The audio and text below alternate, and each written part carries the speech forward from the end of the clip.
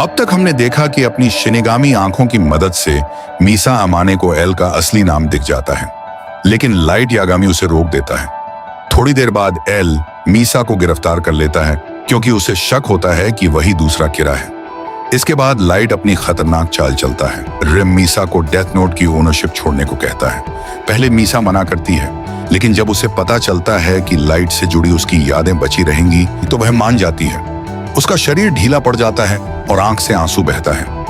RAM उसके बालों को आखिरी बार सहलाती है, जिसे एल नोटिस करता है। कुछ घंटों बाद रेम यह सब लाइट और रायुक को बताती है, साथ ही चेतावनी देती है कि अगर लाइट ने मीसा को नहीं बचाया तो वह उसका नाम लिख देगी। लाइट शांत स्वर में कहता है कि उसने पहले ही एक योजना बना ली है और मानता है कि डेथ नोट त्यागना सही कदम था। फिर वह रायुक को अलविदा कहता है और खेल एक बार फिर नए मोड़ पर पहुंच जाता है।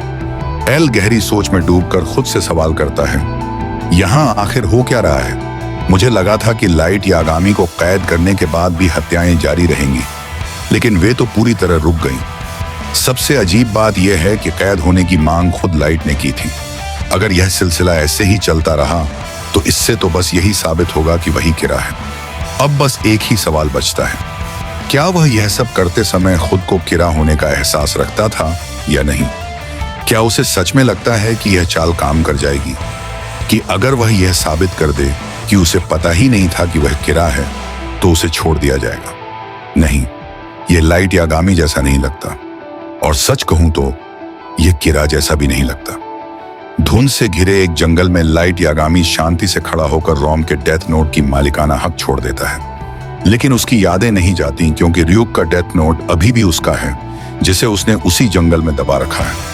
रेम के जाने से पहले लाइट रियुक से कहता है कि अगर वह गेट रिड ऑफ इट कहे तो इसका मतलब होगा कि वह उस डेथ नोट का मालिकाना भी छोड़ना चाहता है। इसी बीच मीसा अमाने होश में आती है, लेकिन डेथ नोट छोड़ने की वजह से उसकी सारी यादें मिट चुकी होती हैं। इसलिए उसे लगता है कि किसी स्टॉकर ने उसका अपहरण कर लिया है और वह उससे गुहार लगाने लगती है। यह देखकर टास्क फोर्स हैरान रह जाती है, क्योंकि मोजी ने उसे सेकंड किरा होने के शक में गिरफ्तार किया था और उसने तब कोई विरोध भी नहीं किया था। एल उससे सवाल करने की कोशिश करता है, मगर मीसा पूरी तरह अनजान बनी रहती है और यहाँ तक कह देती है कि लाइट उसका बॉयफ्रेंड है। इसके बाद लाइट खुद टास्क फोर्स के सामने आता है और एल से कहता है कि शायद वह किसी तरह किरा हो सकता है, क्योंकि उसकी जांच रिपेनबर ने की थी। वह ओयामा में मौजूद था, मीसा अमाने से मिला था और कभी कभी वह भी चाहता है कि कुछ लोग मर जाएं। इसीलिए वह खुद को अकेली कैद में रखने की मांग करता है।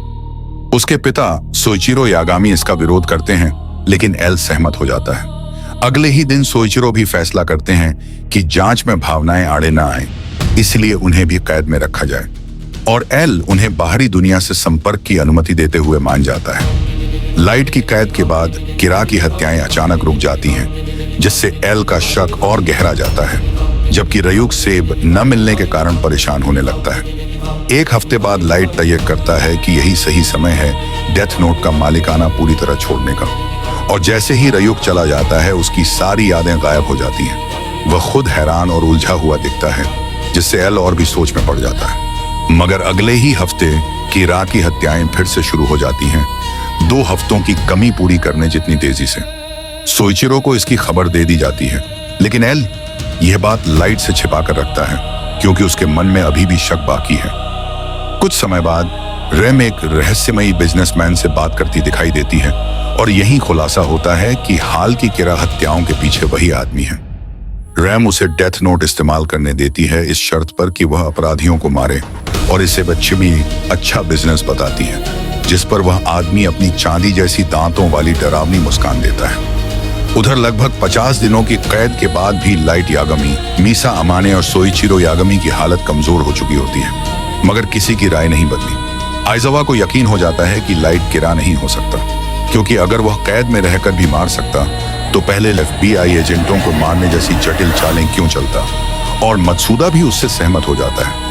आखिरकार एल उनकी बात मानता है और सोइचिरो को मुख्यालय बुलाकर एक योजना बताता है, जिसे सुनकर सोइचिरो खुद सन्न रह जाते हैं। सोइचिरो मीसा को उसकी सेल से निकालते हैं। वह पल भर को सोचती है कि वही उसका स्टॉकर है। फिर लाइट को भी साथ ले लिया जाता है और कार में बैठाकर दोनों को फांसी की जगह ले जाया जाने लगता है। रास्ते में सोइचिरो बताता है कि किरा की हत्याएं अभी भी जारी हैं, और संयुक्त राष्ट्र व जापानी सरकार ने बिना ट्रायल दोनों को मारने का फैसला किया है। लाइट और मीसा घबराकर विरोध करते हैं, मगर सोइचिरो गाड़ी एक पुल के नीचे रोकते हैं और कहते हैं कि वह पहले लाइट को गोली मारेंगे, फिर खुद को खत्म कर देंगे और मीसा को भागने में देंगे। जैसे ही वह गोली चलाते हैं, पता चलता है कि वह ब्लैंक कार्ट्रिज थी। तब एल और सोइचिरो सच बताते हैं कि यह सब एक परीक्षा थी। अगर वे किरा होते तो अपनी जान बचाने के लिए सोइचिरो को मार देते। चूंकि उन्होंने ऐसा नहीं किया, इसलिए एल आधिकारिक तौर पर उनके नाम साफ कर देता है। हालांकि मीसा के डीएनए के कारण उसका शक पूरी तरह खत्म नहीं होता, इसलिए वह उसके कमरे में कैमरे लगवाने का फैसला करता है और लाइट को अपने साथ ही रखने का आदेश देता है। बाद में मुख्यालय में लाइट और एल को हथकड़ियों से साथ बांध दिया जाता है, जिससे दोनों परेशान हो जाते हैं। मीसा अपनी मर्जी मनवाने की कोशिश करती रहती है। एल उससे आओयामा के बारे में पूछताछ करता है, मगर कुछ हासिल नहीं होता, बल्कि वह यह भी कह देती है कि अगर लाइट किरा हो तो उसे अच्छा लगेगा। एल अभी भी उसे दूसरे किरा से जुड़ा मानता है, इसलिए मत्सुदा को उसके एजेंट तारो मात्सुई के नाम से हर जगह साथ रहने का काम देता है। जबकि वातारी के साथ मिलकर वह टीम को बताता है कि जांच अब शहर के अंदर एक नई शानदार इमारत में जारी रहेगी। इसी बीच दूसरी जगह 8 बड़े बिजनेसमैन बैठकर तय कर रहे होते हैं कि अगली किरा हत्या किसे बनाना है, ताकि योत्सुबा ग्रुप को मार्केट में फायदा मिले। और यह सब देखकर रेम धीरे से कहती है कि इंसान सच में बेहद घिनौने प्राणी है। सोइचिरो यागामी भारी दिल से लाइट यागामी से कहता है, एल को पूरा यकीन है कि तुम ही किरा हो लाइट, और मिसा अमाने दूसरा किरा है। उसके मुताबिक इन हत्याओं को रोकने का एक ही तरीका बचा है, तुम दोनों को खत्म कर देना। शुइची आइजावा गंभीर स्वर में कहता है, कांजो मोगी और मैंने इस बारे में पहले ही फैसला कर लिया है। तूता मत्सुदा, अगर तुम इस केस पर काम जारी रखना चाहते हो तो तुम्हें भी एनपीए में अपना इस्तीफा देना होगा, ठीक वैसे ही जैसे हम देने जा रहे हैं। चाहो या ना चाहो, अब तुम पुलिस फोर्स के सदस्य रहते हुए किरा का पीछा नहीं कर सकते।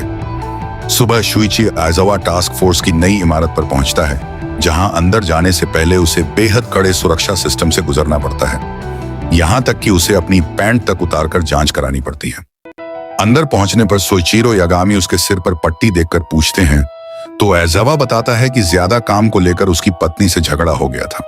फिर वह सोइचिरो और तुआ मत्सुदा मिलकर मीसा अमाने के कमरे की निगरानी देखते हैं, जहां एक सुस्त पड़ा एल केक खा रहा होता है और लाइट यागामी और मीसा बस बैठे रहते हैं। मीसा डेट के लिए थोड़ी प्राइवेसी मांगती है, लेकिन एल मना कर देता है और उसका केक भी खा जाता है। लाइट पूछता है कि एल इतना अनमोटिवेटेड क्यों है, तो एल कहता है कि वह इसीलिए उदास है क्योंकि लाइट किरा नहीं निकला और उसकी डिडक्शन गलत साबित हुई। हालांकि वह मानता है कि किसी समय तक लाइट और मीसा ही किरा थे और बाद में किसी नए किरा ने उनकी जगह ले ली, जिससे उसे लगता है कि किरा की शक्ति एक इंसान से दूसरे इंसान में ट्रांसफर होती रहती है, इसलिए उसे पकड़ना लगभग नामुमकिन है। यह सुनकर लाइट गुस्से में एल के चेहरे पर घूंसा मार देता है। दोनों दीवार से टकराकर गमला गिरा देते हैं। एल तुरंत पलटकर लाइट के चेहरे पर किक मारता है और सोफा गिर जाता है, जबकि मीसा हैरान होकर यह सब देखती रहती है।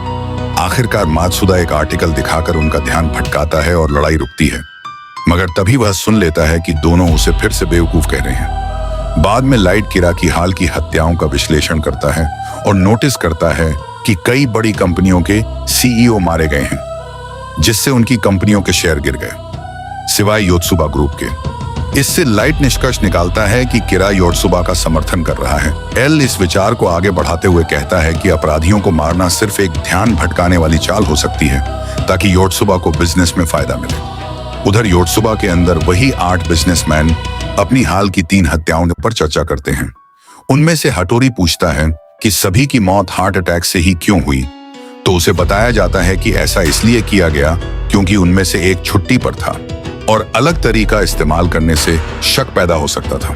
तूता मत्सुदा और शुइची आइजावा लाइट की खोज के बारे में सोइचिरो यागामी और कांजो मोगी को बताते हैं, लेकिन सोइचिरो उदास होकर बताता है कि कई राजनेताओं को किरा ने रिश्वत दे दी है और अगर पुलिस ने किरा को रोकने की कोशिश की तो उनकी मौत तय है। इससे टास्क फोर्स के सामने दुविधा खड़ी हो जाती है, या तो नौकरी छोड़कर किरा केस पर पूरा ध्यान दें, या दोनों साथ चलाएं और नौकरी जाने का खतरा उठाएं, या फिर हमेशा के लिए national police agency on off Japan में लौट जाएं। एल कहता है कि वे एनपीए में वापस चले जाएं क्योंकि वह और लाइट यागामी अकेले केस सुलझा सकते हैं।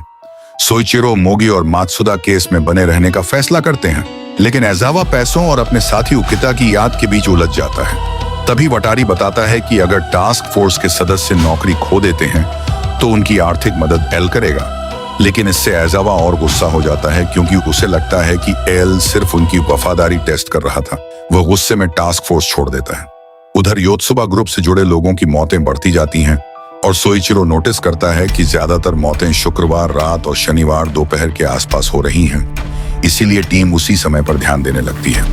मोगी योत्सुबा के लगभग 3 लाख कर्मचारियों का डेटा इकट्ठा करता है, जबकि बेकार महसूस कर रहा मात्सुदा एल से कोई काम मांगता है, लेकिन एल उसे सिर्फ कॉफी लाने को कह देता है। इसी बीच एल 2 नए सहयोगियों को बुलाता है।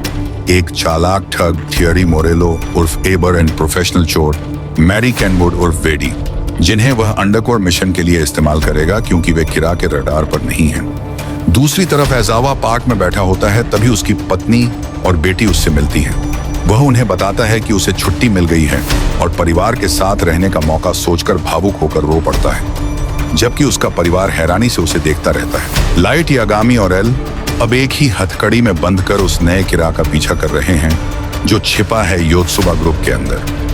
बिजनेस की दुनिया में मौतें अब सिर्फ न्याय के लिए नहीं, बल्कि पैसे और ताकत के लिए हो रही हैं। और कहीं छाया में खड़ी रिम इंसानों की असली सच्चाई देख रही है। तो क्या लाइट और एल मिलकर नए किरा को पकड़ पाएंगे, या यह भी लाइट की किसी और खतरनाक चाल का हिस्सा है? अगले एपिसोड में खेल और भी खतरनाक होने वाला है।